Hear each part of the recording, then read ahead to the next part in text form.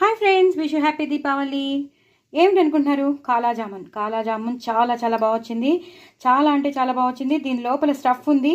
So dry fruit stuff అనమాట. So అవన్నీ చాలా వేడిగా ఉన్నాయి. ఇప్పుడిప్పుడే దింపాను నేను. సో చాలా వేడిగా ఉన్నాయి. సో చాలా బాగా వచ్చాయి.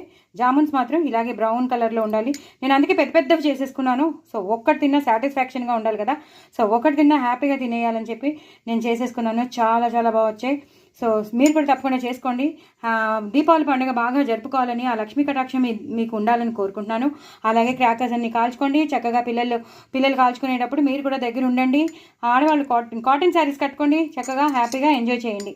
ఇలాంటి ఒక్కొక్కటి తిని చూస్తే ఎంత జ్యూసీగా ఉన్నాయి మీకు తెలిసిపోతుంది కదండి ముట్టుకుంటేనే. సో ఇలా చేసేసుకోండి. కాలాజామున్ మాత్రం అదిరిపోయింది. మనం ఫంక్షన్స్లోనే తింటూ ఉంటాం, బట్ ఇప్పుడు మనం కూడా ఇంట్లో చేసేసుకోవచ్చు. దీని రెసిపీ నేను మీకు షేర్ చేస్తాను, తప్పకుండా చూడండి, చేసుకోండి. స్కిప్ చేయకుండా చూడండి, సో దట్ మీకు ఏం చేయాలో తెలుస్తుంది. డ్రై ఫ్రూట్ లోపల స్టఫ్ ఏం వేసానో తెలుసుకోవాలంటే కూడా మీరు తప్పకుండా అన్నీ చూడాల్సిందే. ఇలా ఒక్కటి నోట్లో పెట్టుకుంటే అదిరిపోతుంది. మరి ఇంకెందుకు ఆలస్యం, తప్పకుండా చేసుకోండి, ఎంజాయ్ చేయండి.